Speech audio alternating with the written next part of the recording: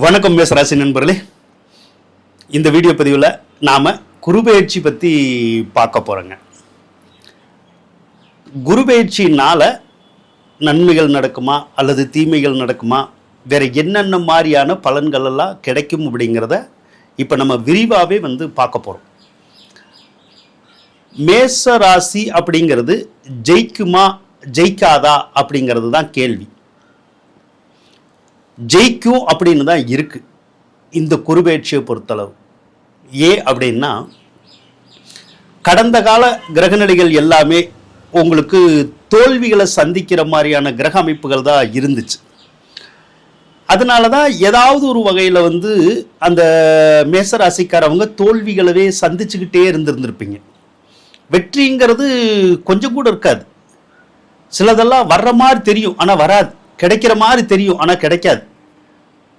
இப்படிதான் அடிபட்டு மிதிபட்டு வர்ற மாதிரியான ஒரு சூழ்நிலைகள் தான் கடந்த கால கிரகநிலைகளில் இருந்துச்சு. சிலருக்கு என்ன தொழில் செய்தாலும் செட் ஆகாது, எத்தனை தொழில் செய்தாலும் செட் ஆகாது. சிலருக்கு என்ன வேலை பார்த்தாலும் செட் ஆகாது, வேலை போச்சுன்னாலும் கிடைக்காது. இந்த மாதிரி நிறைய பிரச்சனைகள். அதே மாதிரி பொருளாதாரத்தில் நிறைய பிரச்சனை, பொருளாதார நெருக்கடி, கடன் சுமை அதிகரிக்கிறது, கடன்களை கட்ட முடியாமல் தவிக்கிறது. சிலரெல்லாம் குடும்பத்தை நடத்தக்கூட போதிய வருமானம் இல்லாமல் படாத பாடுபடுறது. இப்படி தான் அந்த கிரகநிலைகள் இருந்துச்சு.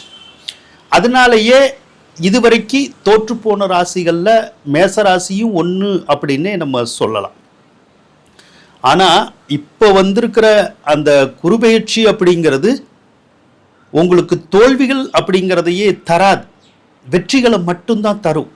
அதனால தான் மேசராசி இனி வரும் காலத்தில் குருபெயர்ச்சிக்கு அப்புறம் ஜெயிக்கும் அப்படின்னு நம்ம சொல்கிறோம். உறுதியாகவே ஜெயிக்குமா அப்படின்னெல்லாம் ஒரு கேள்விகள் இருக்கும் உங்கள் மனசில்.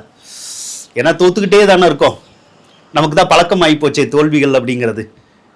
இப்போ மட்டும் திடீர்னு வெற்றிகள் வந்துருமா அப்படின்னா வந்துடும். கால சூழ்நிலைகள் அப்படிங்கிறது எப்போ வேணாலும் மாறும். எப்போ வேணாலும் தோத்தவன் ஜெயிப்பா, ஜெயிச்சவன் தோத்துருவான். நீங்கள் இனிமேல் ஜெயிக்கக்கூடிய ஒரு கிரக அமைப்பு தான் உங்களுக்கு இருக்கு. நம்பிக்கையோடு நீங்கள் இருங்க. அதோட இந்த புதையல் யோகம் அப்படின்னு சொல்லுவோம். புதையல் யோகம் அப்படின்னா என்ன? பொதுவாகவே 4வது இடம்தான் நமக்கு மிகப்பெரிய அதிர்ஷ்டத்தை கொடுக்கக்கூடிய ஒரு இடம், சொத்து சுகத்தை கொடுக்கக்கூடிய இடம்.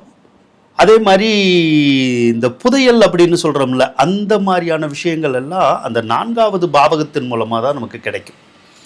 அது எப்போ கிடைக்கும்னா, இந்த குரு பகவான் மாதிரி சுப கிரகங்கள் எப்போ 4வது ராசிக்கு வருதோ அப்போ அந்த புதையல் யோகம் அப்படிங்கிறது செயல்படும். இப்பயும் நீங்கள் கேட்கலாம், புதையல் அப்படிங்கிறதெல்லாம் இந்த காலத்தில் சாத்தியமா அப்படின்னு கேட்கலாம். சாத்தியம்தான், சாத்தியம் இல்லாமல் இல்லை. புதையல் அப்படின்னா நீங்கள் என்ன நினைக்கிறீங்க? புதையல் அப்படின்னா பூமியில் முன் வாழ்ந்த அந்த அரசர்கள் ஏதாவது காசு பணத்தை புதைச்சி வச்சுருப்பாங்க, அதை எடுக்கிறது தான் புதையல் அப்படிங்கிறது கிடையாது. தங்க கட்டிகளை புதைச்சி வச்சுருப்பாங்க, அதை எடுக்கிறது தான் புதையல் அப்படின்னு தான் பல பேர் நினைக்கிறீங்க. அப்படி இல்லை. புதையல் அப்படின்னா அந்த வகையிலையும் கிடைக்கலாம். அப்படி இல்லைன்னா மிகப்பெரிய லெவலில் நீங்கள் எதிர்பாராத வகையில் ஏதாவது ஒரு பண வரவு ஏற்பட்டுரும். அதே மாதிரி ஏதாவது ஒரு வகையில் உங்களுக்கு சொத்து சுகத்தை கொடுத்துரும். இப்படி மிகப்பெரிய அளவில் பொருளாதாரத்தை கொடுத்தாலோ, நகை நட்டுக்களை கொடுத்தாலோ, அல்லது சொத்து பத்துக்களை கொடுத்தாலோ, அதையுமே நம்ம புதையல் யோகம் அப்படின்னே சொல்லலாம். இப்போ ஒருத்தர் வீடு கட்டுறாங்கன்னா சும்மா வீடு கட்ட முடியாது. எல்லா காலத்துலேயும் வீடு கட்ட முடியுமா? அப்படியெல்லாம் இல்லை. காசு இருந்தால் மட்டும் வீடு கட்டிட முடியுமா? இல்லை. அந்த காசு இருக்கோ இல்லையோ, அந்த வீடு கட்டக்கூடிய யோகம், சொந்த வீடு வாங்கக்கூடிய யோகம் அப்படிங்கிறது எப்போ வருதோ அப்போதான் அந்த காரியங்கள் நடக்கும்.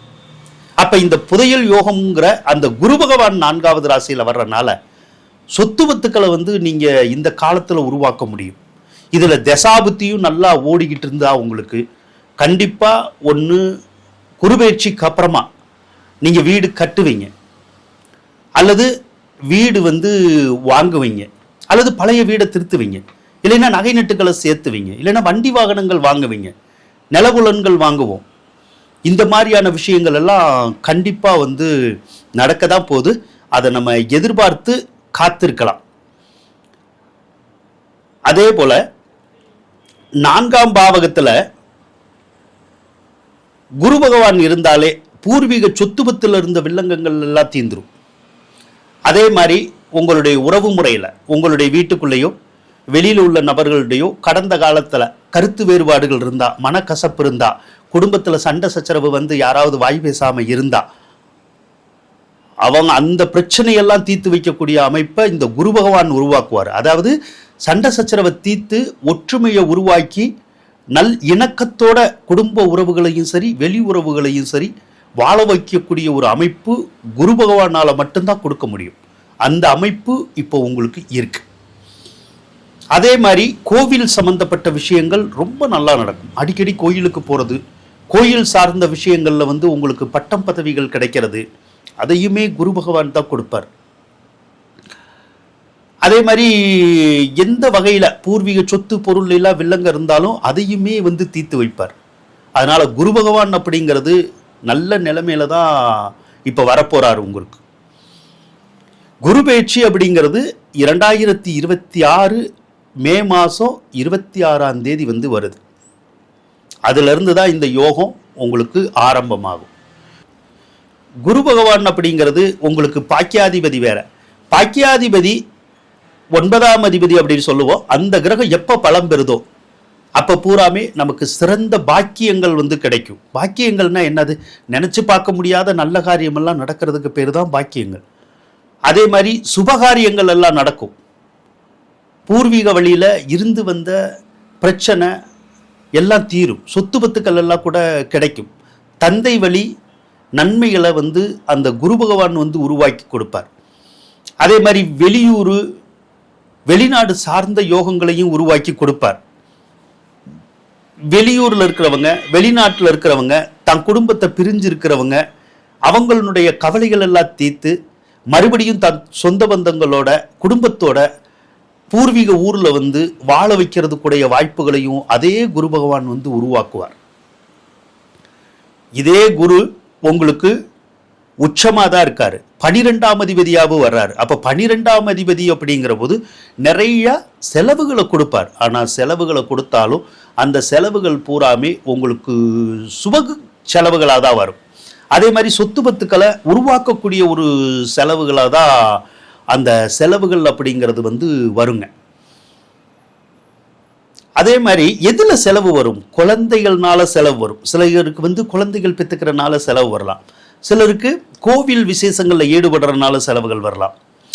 சிலருக்கு தீராத கடன் பிரச்சனைகளை தீர்த்து வைக்கிற மாதிரி செலவுகள் வரலாம். அப்போ ஏதாவது ஒரு வகையில் நம்ம தொழில் நல்லா இருக்கும், வேலை நல்லா கிடைக்கும், அதன் மூலமாக நல்லா சம்பாதிக்க ஆரம்பிப்போம். அந்த சம்பாதனை வர்றதுனால பேங்க் கடனாக இருந்தாலும் வேற எந்த ஒரு கடனாக இருந்தாலும் நாம் பைசல் பண்ணக்கூடிய ஒரு அமைப்பு இப்போ இருக்கும். அதாவது பேங்க் கடனை கட்டக்கூடிய யோகம் அப்படிங்கிறது இனிமேல் வந்து உங்களுக்கு உருவாகும்.